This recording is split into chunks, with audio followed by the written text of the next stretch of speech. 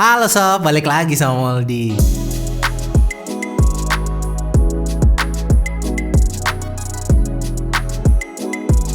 Asus kembali ngeluncurin laptop baru mereka tahun ini dan saya berkesempatan untuk mereview salah satunya. Ini dia sob, Asus ZenBook UX 325J, varian terkecil dari ZenBook. Dimensi laptop ini tuh mungil dan enteng banget. Beratnya tuh jadi mirip-mirip iPad saya loh. Dibandingin sama ZenBook saya sebelumnya, laptop ini tuh emang jauh lebih enteng. Dimensinya terlihat tipis, tapi menurut saya nggak tipis-tipis amat. Desain laptop ini tuh Asus banget ya dengan material aluminium di bagian luarnya. Walau bobotnya cuma 1 kg lebih sedikit, nyatanya laptop ini tuh punya standar sertifikasi military grade yang bikin kita nggak usah ragu soal durability-nya. Nih jatuh ini. Nggak, laptop pinjem. Iya, sudah pada syok. Sudah mulai syok dia. Desain mungil ini berkat ukuran layar yang kecil juga plus bezel yang tipis. Layarnya cukup bagus dengan reproduksi warna yang cukup oke, sRGB 97%. Menurut saya masih oke buat desain atau ngedit video. Sayangnya brightness laptop ini tuh kurang tinggi. Jadi kalau kita pakai di tempat kayak yang terang banget gitu, si layar tuh jadi terlihat redup dan agak susah dilihat. Hinge di laptop ini tuh pakai sistem ergolift yang akan ngasih space di bagian bawah laptop untuk keluar masuk udara. Alhasil, jeroan laptop ini tuh saat ketika sedang dipakai pas load tinggi, itu tuh nggak terlalu panas. Laptop ini juga punya port yang minimalis. Di sebelah kiri itu ada port HDMI dan 2 buah port Thunderbolt. Di sebelah kanan kita akan menemukan port USB Type A dan sebuah card reader. Saya yakin kalian akan bingung, kemana jack audio di laptop ini? Jawabannya adalah kagak ada.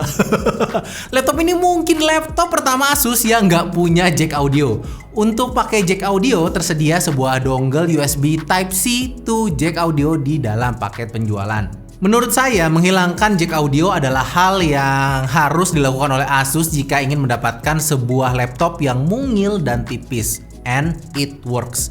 Positifnya akhirnya Asus pakai USB Type-C ya untuk chargingnya. Saya sangat berharap sih USB Type-C dan Thunderbolt akan menjadi standar bagi laptop-laptop flagship mereka. Yang agak disayangkan mungkin card readernya. Saya tuh bingung kenapa card reader laptop ini tuh hanya mendukung micro SD. Dimana saya tuh nyaris nggak pakai micro SD untuk kamera ataupun handphone. Dan ini bikin saya dalam penggunaannya selama beberapa minggu tuh sama sekali nggak pernah pakai card readernya. Dan kalau boleh jujur, saya tuh lebih memilih hilangkan aja card readernya daripada harus menghilangkan jack audio. Percuma juga kan dikasih card reader tapi nggak dipakai. Tapi itu saya ya. Keyboardnya ini juga punya setup 10 keyless tanpa tombol-tombol numpad. Feel keyboardnya sebenarnya cukup enak, hanya saja menurut saya tuh agak kurang clicky. Kurang ngasih tactile dan nggak ngasih efek menyenangkan gitu kita nggak ngetik gitu. Mungkin bukan menyenangkan ya, kurang ngasih efek puas gitu. Keyboardnya juga udah dilengkapi dengan LED backlit, jadi aman kalau mau dipakai di tempat yang kurang cahaya atau gelap. Yang menarik adalah ukuran trackpad di laptop ini. Tadi saya mention kalau keyboard ini tuh nggak dilengkapi sama tombol numpad ya. Ternyata numpadnya ngumpet di trackpad ini. Jadi selain berfungsi sebagai alat pointer, trackpad ini juga bisa menjadi numpad kapasitif. Ini menurut saya nice sih. Nah, sekarang kita bahas soal performa. Laptop ini tuh udah pakai prosesor terbaru dari Intel generasi ke-10. Performa laptop ini cukup ngebut mengingat ukurannya nggak gede-gede amat alias mungil. Untuk menjalankan proses yang berat, sebenarnya laptop ini tuh masih sanggup. Seperti video editing misalnya. Tapi memang sebenarnya bukan itu peruntukannya. Terus gimana kalau dipakai buat main game? Ya sekali lagi, kita nggak bisa berharap banyak sama laptop ini. Buat main Dota sih dia tuh masih playable sih. Tapi kalau dipakai buat main Fall Guys, ya ternyata asik juga. Ngedit 4K di laptop ini tuh kerasa cukup lancar walaupun dia nggak pakai dedicated GPU yang powerful. Jadi hanya mengandalkan Intel Iris Plus dan RAM 16GB-nya aja. Walau nggak powerful amat, untungnya proses read and write di laptop ini tuh ngebut berkat SSD NVMe yang udah terpasang secara default. Laptop ini memang nggak punya sensor fingerprint, tapi dia tuh udah dilengkapi webcam plus infrared yang bisa kita pakai dengan Windows Hello. Windows Hello ini memanfaatkan wajah kita sebagai kunci untuk membuka laptop. Cara kerjanya juga cukup seamless. Tinggal buka aja laptopnya dan dia akan otomatis unlock kalau kita yang buka. Kualitas webcamnya sendiri menurut saya cukup burik. Ya saya memang nggak pernah mengharapkan sebuah webcam yang bagus dari laptop sih, karena webcam di laptop itu ya kayak cuman ya formalitas aja lah buat video call biasa. Kalau nggak buat security Windows Hello ya buat video conference yang sekali lagi kualitasnya tuh ya ala kadarnya. Mau lebih bagus ya kudu pakai webcam eksternal. Speaker di laptop ini ternyata enak sob. Suaranya sih emang nggak kenceng-kenceng amat ya, tapi nggak kedengeran jempreng loh.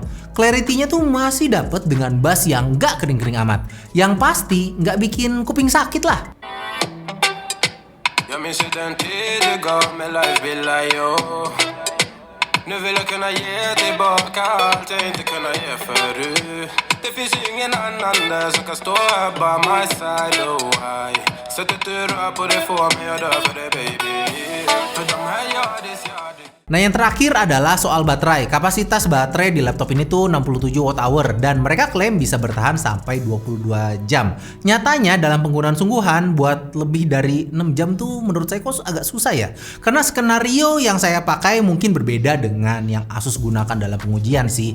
Tapi untuk sebuah laptop dengan dimensi yang mungil dan bobot yang ringan, 6 jam itu hitungannya sebenarnya masih termasuk bagus. Kesimpulannya, untuk laptop mungil, ZenBook ini tuh nyenengin banget buat dibawa kemana-mana. Performanya yang bukan kaleng-kaleng jelas bikin dia tuh bisa diajak ngapain aja. Bahkan untuk main game-game casual tuh masih lancar dan bisa diandelin. Tapi memang segmen laptop ini tuh agak tinggi dan harganya juga nggak murah. Tapi percayalah, ini worth every penny. If you have the penny.